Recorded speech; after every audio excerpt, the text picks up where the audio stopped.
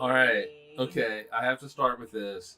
Federico says, this is a quote. If the universe is the answer, what is the question? This is Leon Letterman.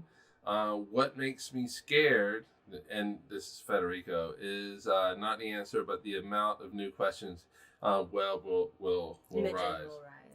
So, Leon Letterman is a Nobel laureate. He worked at Fermilab.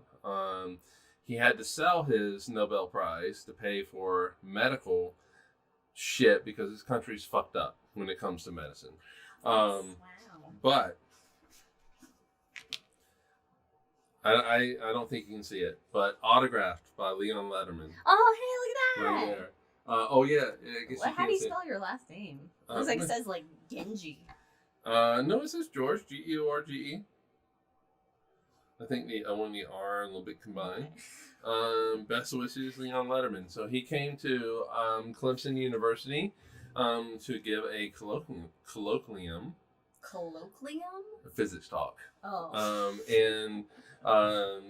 And we actually got to meet him. Oh. They canceled classes for us, and we got to go meet him and sit in a conference room with Leon Letterman and basically just have a conversation with him about physics, what inspired him to go into physics, and it's like Christmas for you. It was. I mean, I literally sat across from a Nobel laureate in physics, in quantum physics, in particle physics, which is at the time, which is what I was interested in, which was what I wanted to go in, because I wanted to be part of the team that found the Higgs boson. But actually also fell in love with planetariums. Planetariums. So damn domes getting in the way. It's so Leon Letterman. Thank you, Federico. I don't know if you're still with us, but thank you. He didn't die. Oh, yes, yes. Aww. Hey. Oh, I like science disseminator. I like that. Right here. All right, Federico. To Letterman. Federico to Letterman.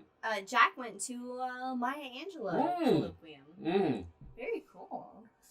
Man, I didn't cheers to that. To Letterman. Not David. No, this is spelled differently. And apparently Brandon is somewhere in the skies. His metal tube he's in has terrible connection, he says, currently. But apparently he's trying to join us. Observe in some form. Making sure we're doing okay? Yeah, he's checking in on us. That's sweet. Yeah. Checking in on us from his metal tube in the sky. So Federico, thank you. That was not what I was expecting. I love Leon Letterman, and he got real excited once we went to break, and he ran down the stairs. I ran downstairs for the book. In fact, knocked over a column of books that we have on the bookshelf. I gotta fix our decorative display of books that I made. It's not gonna be hard. If you have not read The God Particle, you should. I have not read the card. You should. Particle. It is about Higgs. Really and truly, it's about the Higgs boson. It's a great book. Great book. If you love like quantum physics type of books. Caveat. Man. If you're not into books about science. Oh, I was gonna say I don't think there's any equations in it. I think I just saw one. Yeah, there's something in there. Equations. Anyway. There's equations. Oh no, these are in the notes. But those are still equations that are in a book.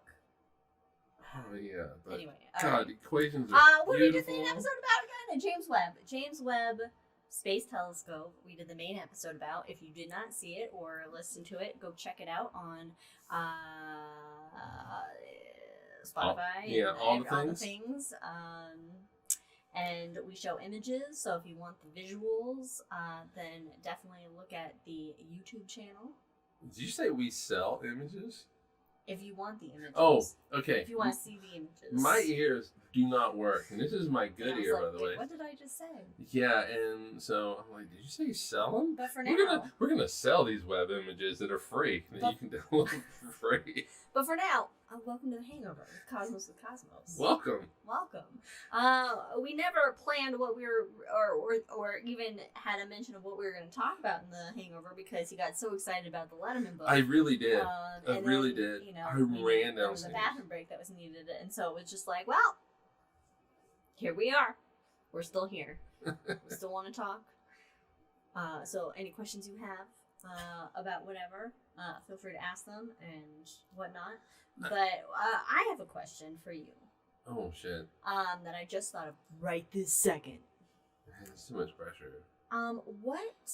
I don't know the answer to this question for myself, but and I'll ask this to everybody out there. What is something that you're most excited for from Webb? Oh, that's not fair.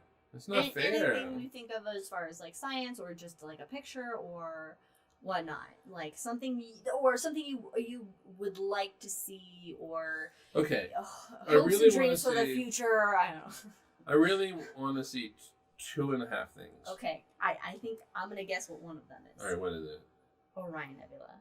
Oh wow, yeah, okay, yeah, definitely so. No, yeah. So I mean, obviously, M42 is our nebula. As if we own it. We own it. We have claimed it in the name of Jameson George. M42 will be ours. We love this nebula. It's just incredibly beautiful. It's a stellar nursery. It is like the first nebula that I saw through a decent, an 11-inch celestron telescope that can resolve this shit. And it was amazing to see because I could actually see like how like I could actually see a little bit of structure in it, not like you get with the Hubble images and the colorization and everything, because we can't see that. You know, but I could see the trapezium, the 4 brightest stars that are kind of in the center of this stellar nebula where stars are being born. And we saw it. My first time seeing it, we were at a star party at Alamo Lake State Park, and so we made it kind of like our nebula because we were sharing this experience together, and it was so beautiful. It was beautiful to see. So that's actually, I think, that my answer, even with all the amazing science and everything that Webb is capable of and is going to bring to us, I think just an image of the Orion Nebula from it. Like, I think that's what I'm looking forward to. That's what I want to see the most. I would love to see it. And I have no clue if they're going to or if that's on the docket or something. But somebody's going to. I think that's something I would love to see and what I'm looking forward to the most. Is just like seeing Webb's view of Orion. And that's really like a hard choice for ours. Science is probably different, but I really would love to see the Orion Nebula in the detail that we have just seen Karina. Yeah, and just like how many stars are there, and just like what's like just the trapezium, and then just like the structure of it, and like I really hope it's on their list. If it's not, hey, because I know the Webb folk follow us. Put it on your list. Brandon, make it happen. It's in your metal per tube. fancy physics man, all right? They listen to you. Scientifically, I think I would love to see anything that is close to the Big Bang and anything exoplanet related. Well, I mean, those are the 2 big ones. Yeah, it's like Big Bang stuff, distant galaxies, distant, like, universal evolution understanding. And, yeah, I'm really looking forward to, even though it's not like we're going to get, like, the pictures that the general public, I think, are wanting, or that's kind of what they relate to the most, is just seeing the images and stuff. But it's that data behind exoplanet atmospheres You know, it's like we've discovered over, what's the count at, like over 4,000, over 6,000 exoplanets, and having the level of technology to be able to figure out what's in the atmospheres of Earth-like exoplanets that are transiting in front of their parent star, having the ability to really see what's in those atmospheres, or you know, is, I think that could be really, and it is, like, that is like the newest frontier we've embarked on in terms of space exploration, because just we haven't had the technology for it, and so that's like what's really going to be could be like groundbreaking discoveries, is seeing, oh shit, here is a planet that, hey, it has like very similar composition of nitrogen and oxygen, and methane and carbon in its, you know, atmosphere, or at least you know, our atmosphere at you know, X time period, or, you know. Yeah, and the only way you can explain some of these is that there has to be life that is making, like, the methane in the atmosphere, so forth and so on. Okay, so the Big Bang happened 13.8 billion years ago, which was was it Hubble that gave us that? What telescope? What was the data that gave us that current? It's going to be a combination of telescopes, and because I think I remember working in the planetarium, and that knew that they were like, oh, it's 13.8, not 13.4 or 2 or whatever. Yeah, so I mean, it's Hubble, but then you also have this data is backed up by Planck Observatory. It was Planck. Yeah, it was Planck that did the. And then you have like the observatories down in Chile. So it's all right. So 13.8. Okay.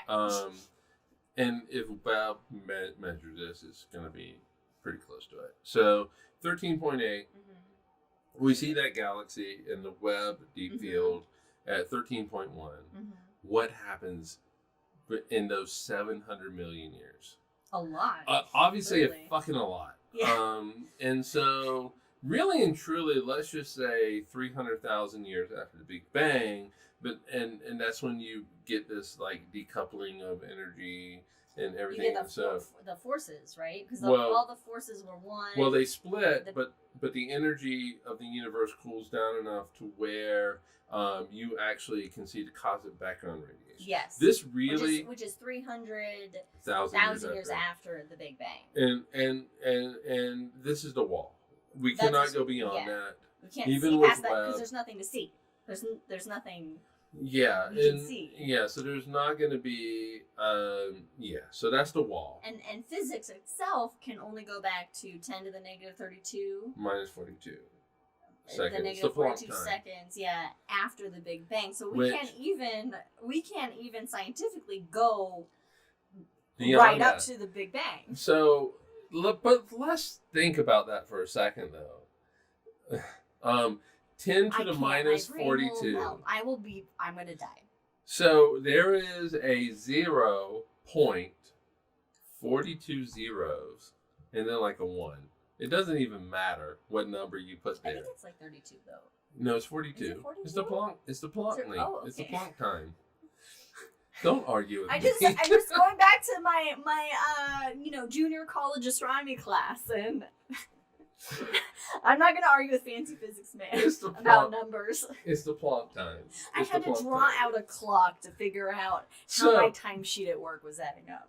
So let's think about this. You can go back to, let's just use yours, minus 32.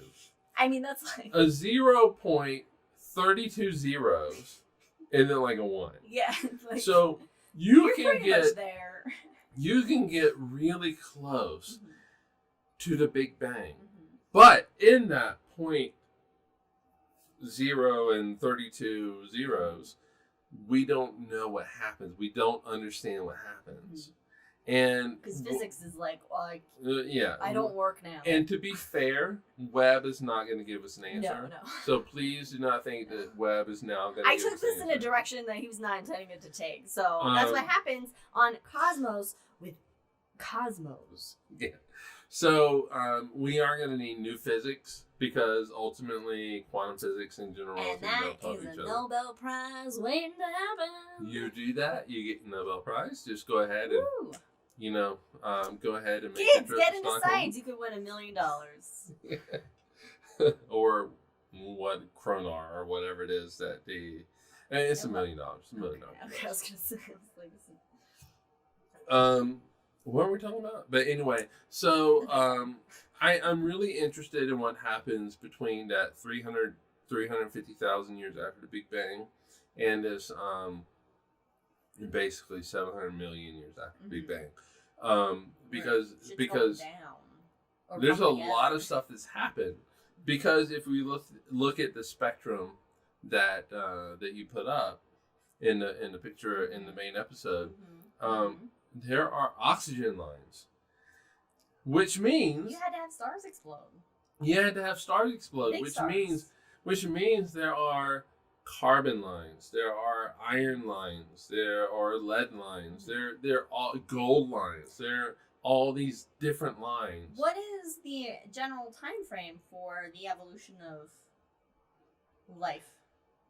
Not to our point, but like a bacteria on the Earth. That's our only data point, obviously. Like, would there have been enough time in this time for life to come together? Not. As a non-biologist, I really can't answer that question. However, I do believe that I think life on Earth arose within the first billion years on this planet. The Earth is 4.5 billion years old, in which how long did it take for our planetary not planetary nebula, that's dead stars, our solar nebula to come together and form into our solar system? Okay, I think for stars to form within a nebula, you're talking millions of years. Okay. It is short on the cosmic timeline. Yes. And so, but think about this: our sun formed 9 billion years after the Big Bang. Let's just be generous and say 8.5 billion years. There's, as that picture showed of that 13.1 billion year galaxy, are you gonna do it? I'm gonna do it, man. All right. So as the picture shows, there's a lot of oxygen in it, and I'm harping on the oxygen. There it is, because that's what's in this image. But if the oxygen is there, carbon is there, calcium is there, iron is there. These are all things that we find in our body. Abundance. Like with carbon, in our blood, there's a lot of iron. And so if you have oxygen, you have all these other things. So, with no proof, which means this is not science. We're just talking. Yeah. We're just opinionating. So, with no proof, we're hypothesizing. We're okay. No. I can say this is a hypothesis, because with the spectrum I see that Webb has given me with oxygen, I could say that, and this is 700 million years after the Big Bang. I could say within 300 million years you have life popping up somewhere. That is a hypothesis. Okay, I guess my ultimate question, rhetorical question, is then, like, how many civilizations have come and gone? Like, in the length of time that the universe is. I'm gonna knock that down a notch. I'm gonna say how many planets had life on it that have come and gone. And how many star systems have come and gone that did not even arise to the level of a civilization? I think so. What? Drake's equation. Oh God, yes. Oh my gosh, I used to have this memorized. So Drake's equation is this equation that will give you the percentage, basically, of life in the universe. And I think Webb is going to rewrite the Drake equation. It's not going to rewrite the elements. It's going to basically, the Drake equation says, it's basically like percentage of like stars in a galaxy that are like sun-like or whatever, and then it's like how many of the planets, the amount of using math, the amount of planets that could have liquid water on it, and then the amount of basically at the end of the day, it comes down as the percentage of planets that have life, that have evolved to the point of radio signals. Yeah, being able to utilize radio signals. And the thought is that if you can develop radio signals to go out into the universe, you have at least developed to a point where you have not killed yourself. Yeah, you are advanced enough to have a semblance of intelligence and evolution that you can then observe. You can basically. So the radio signals go out, and we can observe you, and it gives you a percentage. And here's why I really and truly believe there's life in the universe, because that percentage exceedingly small. Yeah. But if you multiply that by the number of stars in the universe, we know that it's at least happened once.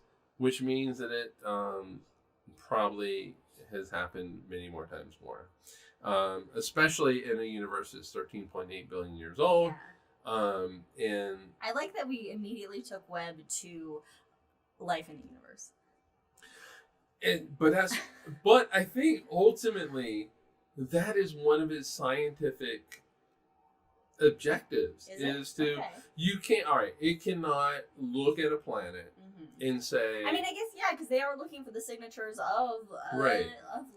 There's a reason why. There's a reason why they didn't look in the atmosphere. They're not looking at the atmosphere of these planets. Just for fun to see what it's made of.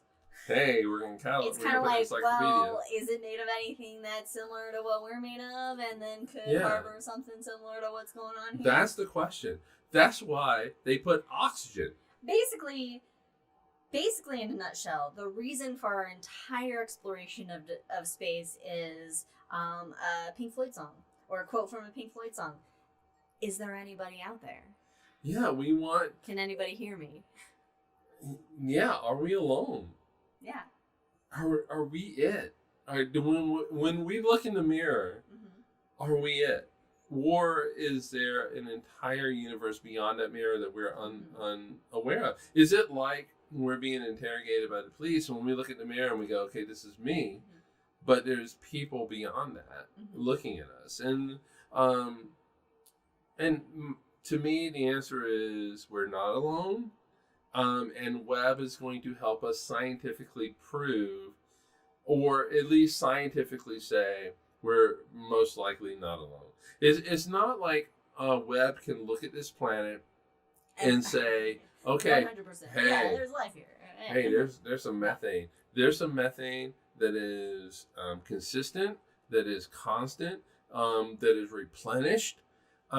Because when we're talking about methane being in the atmosphere, you're talking about 12 years at most.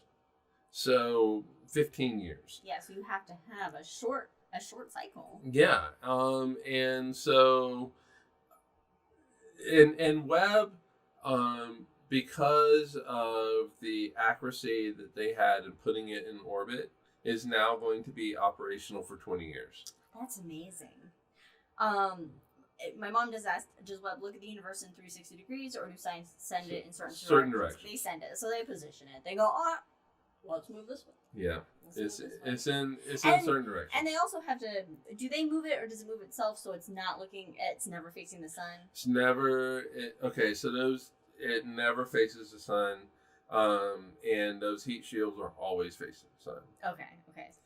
Because that's what cooled it. Yes. Which allows all this beautiful science. You need to have cool.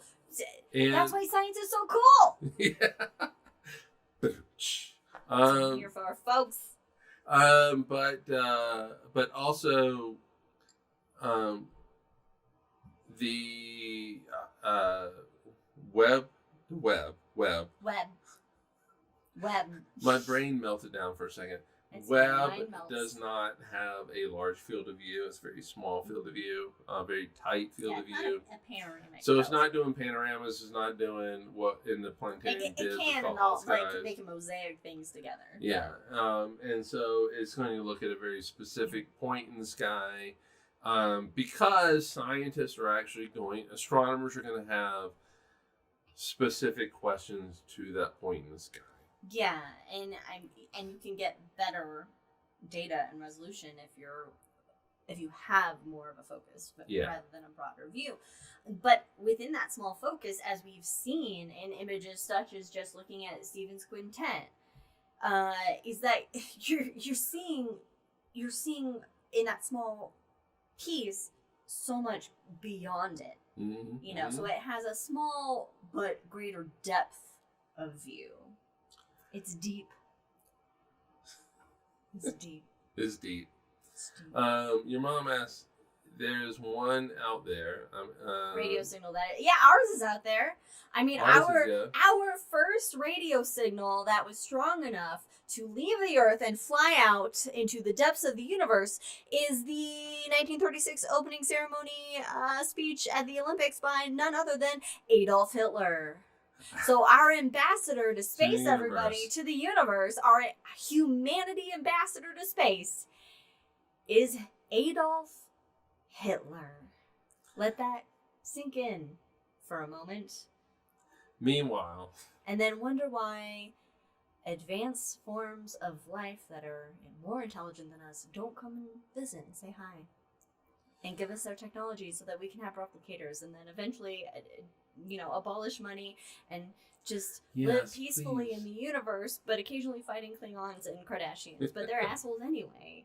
And eventually maybe we'll come together to fight the Borg, because fuck them. But at the same time, maybe even the Borg we can all join together in one universal federation of love and harmony and peace and existence. I love you. That's great. Yeah, but that's the only radio signal we know of. Yeah, but I have a question. With our current technology, have we stopped sending radio signals out into space? Oh God, no. Okay. No. Because with Netflix and all that, I'm like, we're not utilizing the same. I get that. Like aliens aren't getting our current TV shows. And I mean, at least they're getting I Love Lucy, and it's a good thing they're not getting The Bachelorette, but. Yeah, but they're gonna miss out on Ted Lasso. And Orville. See, that would be like Ted Lasso. That would be a really great ambassador show to space because it's fun, but heartfelt, but And I'm really looking forward to the next season. It's the only sports related show we've watched. And you know what sucks is they're not gonna be able to see having not seen our podcast or the Lord of the Rings TV show that's going to come out. Oh yeah, we're they'll know Picard though, but not Picard. But they'll know Picard. They'll know 40-year-old Picard. Patrick Stewart. Yeah. No. Yeah. I mean, we're taking. Let's be honest. We're taking a shot in the dark here. We are saying to ourselves there is a project called SETI. Search for Extraterrestrial Intelligence. And what they do is they turn the radio telescopes towards the universe, and they look for signals. But we don't know how alien civilizations are broadcasting their content. So the way that TV stations broadcast content is not exactly the same the way that Hitler broadcasted it in 1936. Right. And so we're really taking a shot in the dark. We're going to take a look at different frequencies and things like that, and we're going to try to find things that are repeating, but repeating it in such a way that you would not find in nature, like pulsars. Pulsars are very regular in which they repeat. We need a little aberration. Something a little funky. Yeah, something that looks like it's man-made and not. But also there's the point that that we can only look for what we know, which is like us and what we do. Right.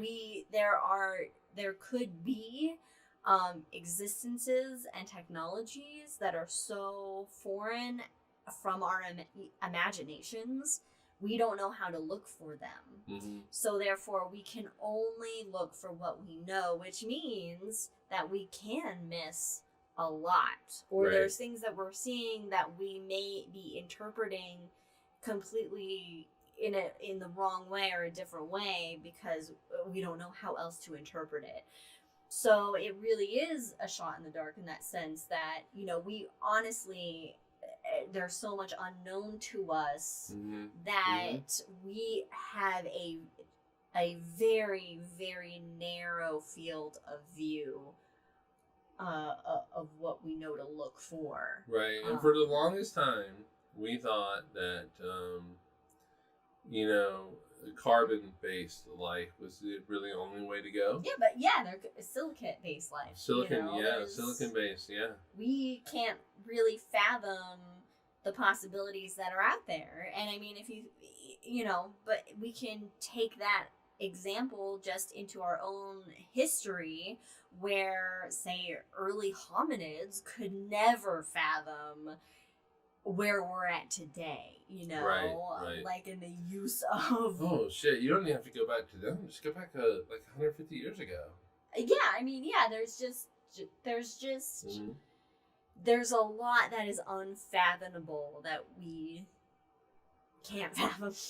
You know, I have watched a lot of Star Trek and Orville and all this stuff where there's like the Jetsons, where there's like flying cars. Yeah, where the fuck are our flying cars? I don't want to send billionaires into space. I want fucking flying cars. I want the Fifth Element. Right. So, I have seen all this. And I've seen Star Wars and Star Trek and all this kind of stuff. But, like, we talk about, like, replicators. I've seen it. I've seen it on TV. I still cannot fathom it being in actual existence. Oh, yeah, because then you're like, oh, God, but... Yeah, it's going to be like, okay, how? How did you do it? But the great thing about, I would say, our species, because we don't know great things about other species that's not on Earth. There's plenty of great things about other species, like ants. Ants had made air conditioning for themselves way before humans knew how to do anything. Anyway, you know, I mean, ants are very smart, but in their own, like, survival type of way. They're not making the Mona Lisa or anything, but they're still an intelligent species. But anyway, I'm digressing because alcohol and cosmos the cosmos. Where was I? I don't know where I fucking was. I got lost on ants. Meanwhile, you start talking about ants doing like air conditioning. And you're thinking Elden Ring ants? No. Oh, God. Anyway. Damn. No, I was thinking like that dude with the really crazy friggin' hair that talks about aliens. Aliens.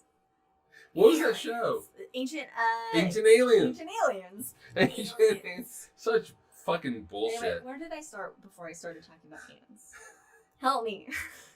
Where did I start? We were talking about species. How, like, I was saying, like, I just can't, even though I've seen it on TV, I can't understand, like, in the future if they do replicators. Yes. And you were talking... yes, I got it. Okay, so a great thing about our species is that we, like, imagine shit and we make shit up and we go, this would be cool to have. But then, like, people look at it and go, I'm going to figure out how to make this work. Mm-hmm. And a lot of the times, they fucking do.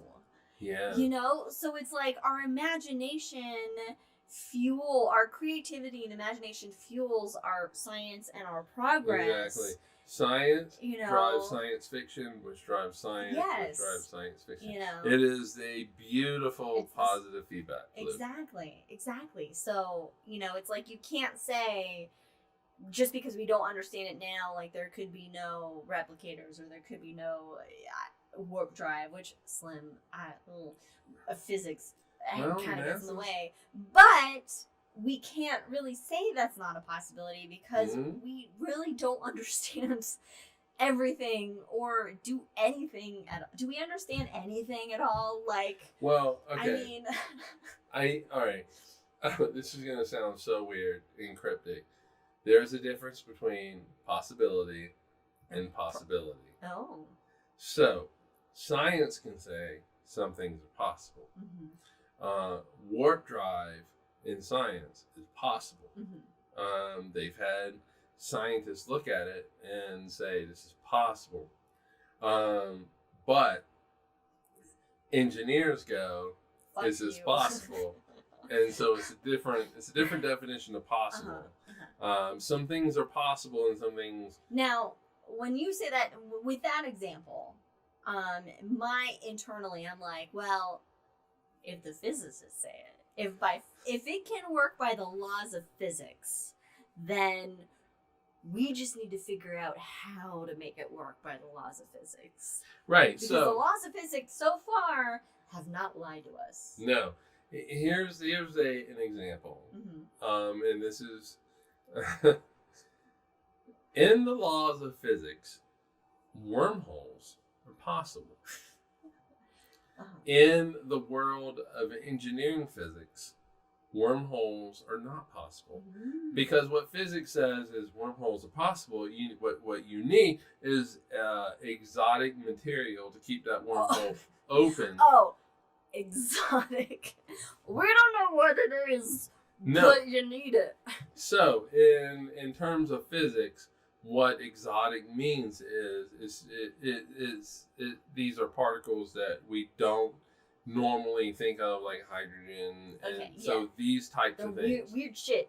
The shit that we can actually touch and Mm-hmm. you know, that type of thing. Yeah, but you're never actually touching anything. But anyway, that's a different. That is different. Podcast. Yes, you don't actually touch anything. 42 exotic material. Yes. Also, Brandon said we spent so long trying to figure out if we can. The engineers never asked if they should.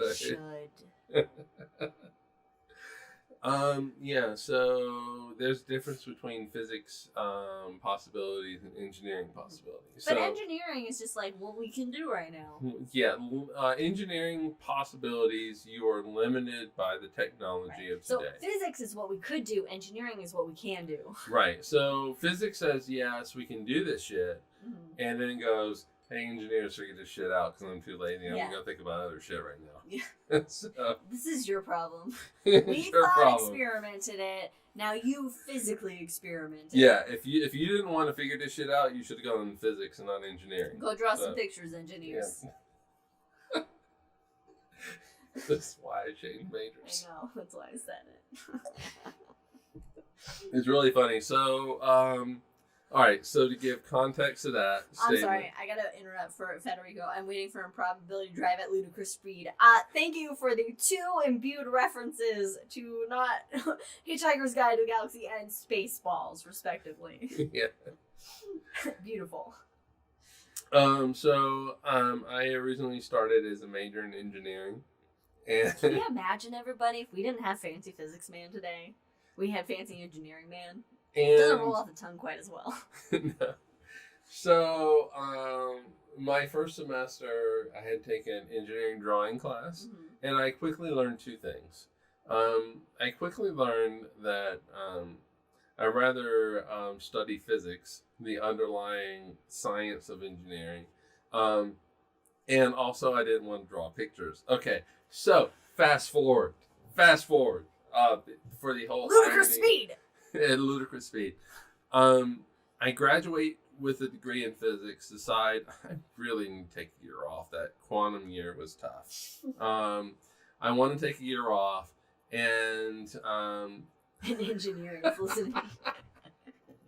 And so, hey, engineers make the shit. Yeah, all right? you guys you make do the the shit. Physical work. That's what I'm saying. To be honest, the engineers are like the creative physicists. They're the ones that make it work. The engineers made James Webb. Like, you don't have James Webb without the engineers. Yeah, the physicists are like, hey, make this work, and the engineers, the physicists are like, they hey, make this it is my fucking idea. work.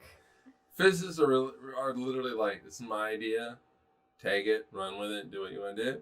I'm gonna go over here. I have some coffee. I'm gonna have a latte. I'm gonna have a latte. I got my little notebook. I'm writing some equations down in Greek letters that can go in a book.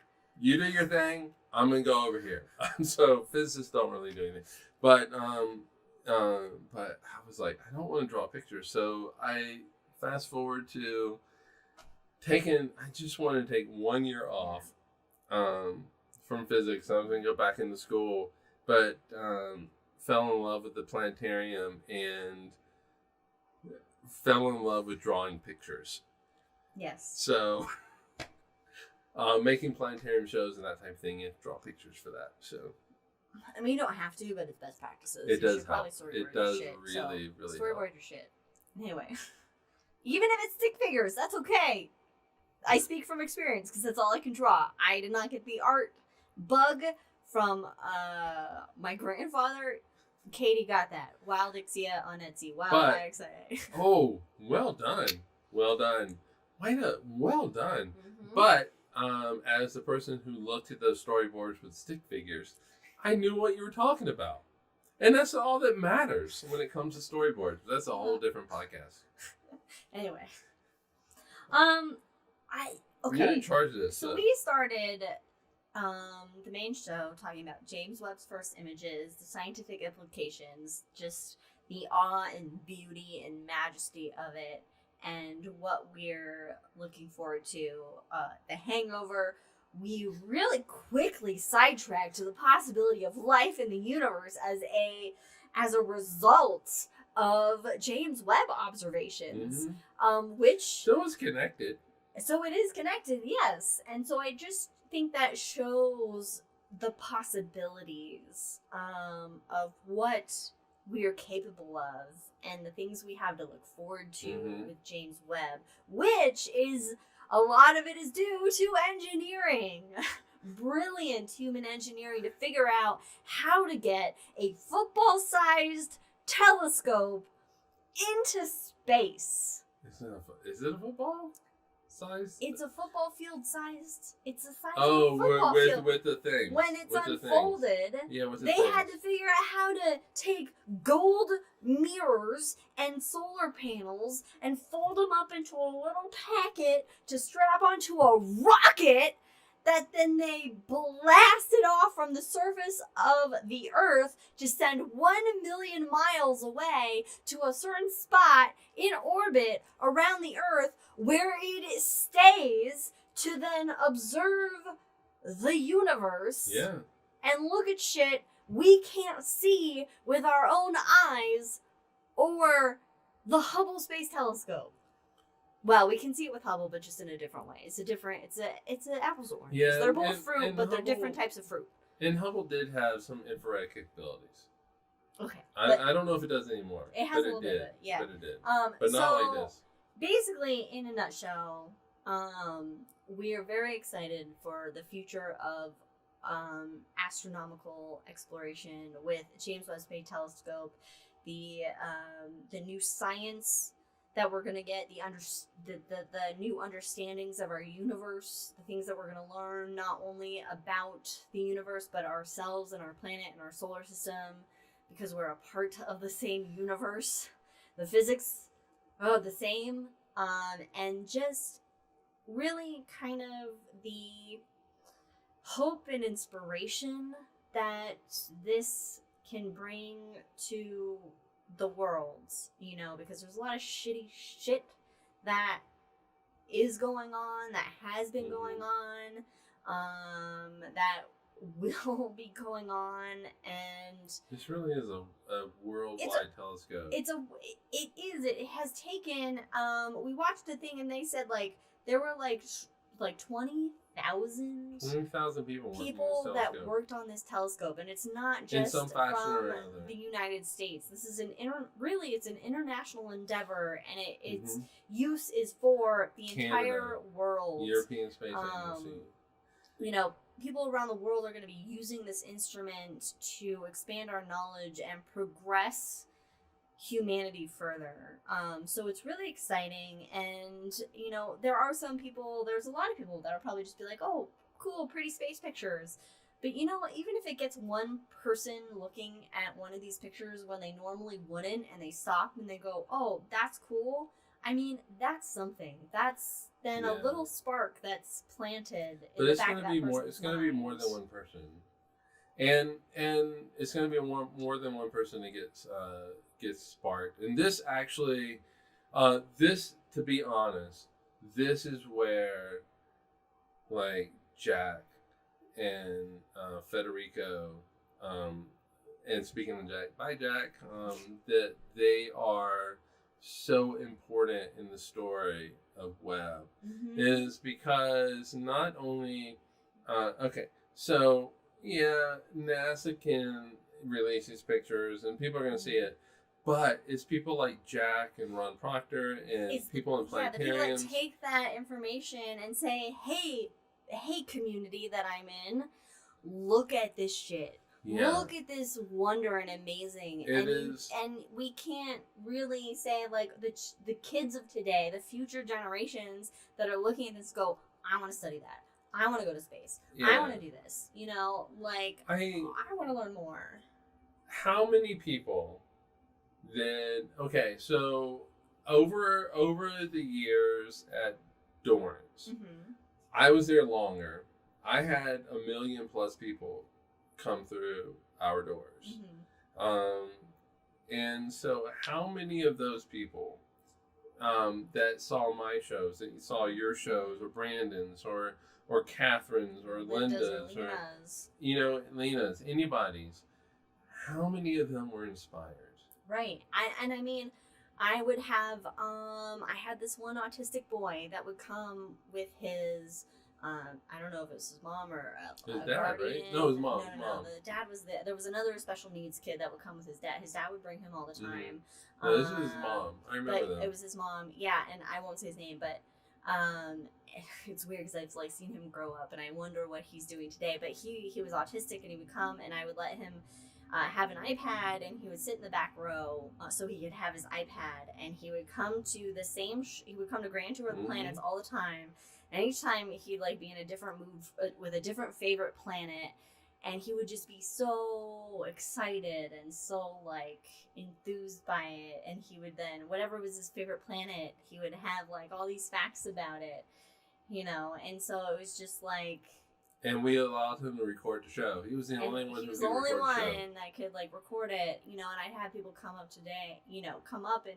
and you know, saying, you know, like when the images from New Horizons and Pluto came out, and I would be in Grand Tour of the Planets, and we'd get to Pluto and be like, hold on, I wouldn't say this, but hold on to your butts, and and I'd bring up the all sky of the New Horizons image of the surface of Pluto in a way we've never seen it before, and I would get audible gasps from just regular people of the public that were just like, oh, wow, that's amazing, you know. So you really, and so it is, I think that this is like the beauty of science communicators, to take that high level science that you need all your PhDs for and whatever, and break it down to this digestible manner of just like, hey, you don't need that PhD to be interested in this and follow this, you know. And for kids, it's like, hey, you can have that PhD, you know, like you can totally be, you know, this person that studies this, you know. They're the true heroes in telling the story of Webb. It's that story of what the science means and what it can do and what we've learned from it that is really what is inspiring to everybody. Because, to be honest, so the Webb and the scientists of Webb and the communication offices of Webb, they had their moment this week.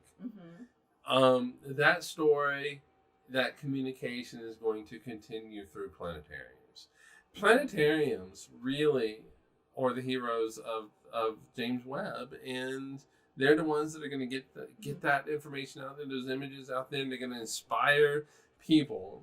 So go to your local planetarium, people. If you're in Phoenix, Arizona, go to the Mesa Community College Planetarium. Okay, well, you could have said, all right. So if you're in Phoenix, go to Mesa Community College. Planetarium there. If you are in Prescott, Arizona, you can get there is a planetarium there. Embry-Riddle, yeah. I don't know if they do public shows. Here in Salt Lake, you can go to the Clark Planetarium. Or Weber State College. Weber State. The Ott Planetarium. The Ott Planetarium at Weber State. Jack's Planetarium. Yeah, in Nebraska. And, you know, you can go to whatever town or city that you live in. There's a planetarium, most likely. Visit them, support them, and allow them to tell the story of the universe. And to be honest, in today's world in which planetariums are now built and constructed, to tell the universe to tell the story of science, because these little round rooms with these really weird ceilings, they really tell the story of science, of how the universe works. And it's not just astronomy, it's biology, it's geology. It's everything. It's everything. And James Webb is going to give us a little bit of all of that. Oh my god, I wish I was in a dome so I could put up an all-sky of the fucking Carina Nebula or the fucking deep field. Of the deep field, yeah. Oh my amazing. God. And then just go, that's the show. I'll just be like, here it is. We're going to sit here for 45 minutes. We're going to sit here and just look at it. Everybody. And, you know, if you have questions, we'll take them. Anyway, so check out the James Webb images online. You can follow James Webb Space Telescope on Twitter, and you can subscribe to, you know, newsletters or whatever from James Webb to keep up to date with it. But thanks for joining us on this hangover of Cosmos to Cosmos, where we went in a direction that I didn't ever think we didn't have a direction. That's what the hangover does. That's exactly what we do, because we have alcohol inside of us. And we're going to go Which is, thanks alcohol, thank you, Supernovae, for providing us with the method to imbibe alcohol. We appreciate it. Thanks for joining us. Follow us on all the things at Cosmos to Cosmos on pretty much everything, and at Drinking Cosmos on Twitter, only because at Cosmos to Cosmos is too long for a Twitter handle. All right. Cheers, everybody. We'll see you in 2 weeks. We'll see you next time with whatever we're going to talk about. Multiverse, or if Brandon joins us. So we'll see. Exactly. Bye. So.